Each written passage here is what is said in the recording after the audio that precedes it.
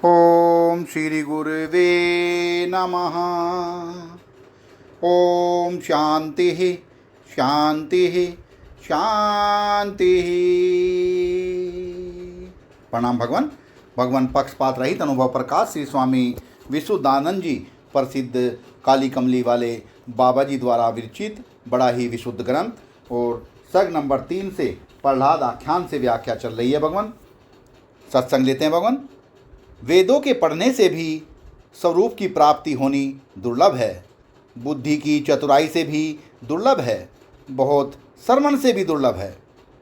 कृच्छ चंद्रायण आदि व्रतों करके भी, तीर्थाटन से भी, जप आदिक उपासना से भी, अग्निहोत्रिक आदि कर्मों से भी स्वरूप की प्राप्ति दुर्लभ है। परंतु आत्मस्वरूप के जानने की इच्छा पूर्वक श्रद्धा सहित सत्संगत से ही स्वरूप की प्राप्ति होती है।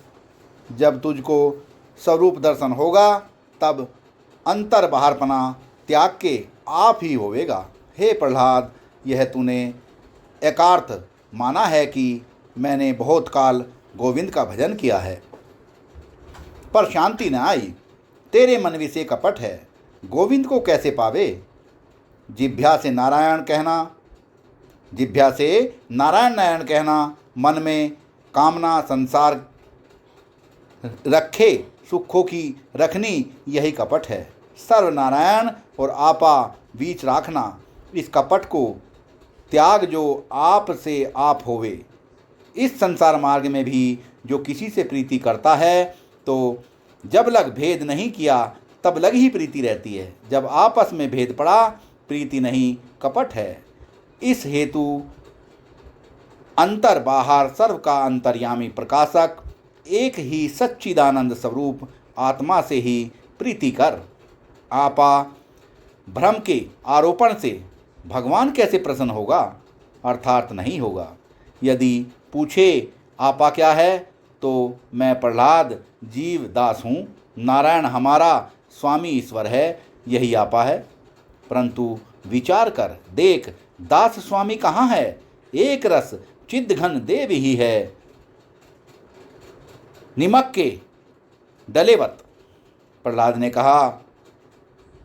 ने कहा हे संतरूप, हे रूप सत्ता को। प्रहलाद ने कहा है रूप सत्ता को कौन सिद्ध करता है? संत ने कहा नहीं को तैने सिद्ध किया है। कोई नहीं को तैने सिद्ध किया है, को कोई नहीं सिद्ध करता है, ही सबको सिद्ध करता है, इसी से है स्वयं प्रकाश है। प्रहलाद ने कहा यह पद कैसे जानने में आवे? संत ने कहा हे शब्द और है नहीं ये शब्द और इन शब्दों के अर्थ जिस अमांग मनस गोचर पद कर सिद्ध होते हैं सो तू है। तुझ अमांग मनस गोचर करके ही सर्वनाम रूप प्रपंच को सिद्धि होती है। तू स्वयं प्रकाश है, तुझको जानने वाला कोई नहीं। जैसे सूर्य कर ही अंधकार प्रकाश दोनों सिद्ध होते हैं। हे प्रहलाद, योग दोस्ती का नाम है। एक चींटी का मार्ग है, दूसरा विहंगम मार्ग है। हठ योग चींटी मार्ग है, विचार योग विहंग मार्ग है। सो विचार योग पूर्व तुझको कहा है।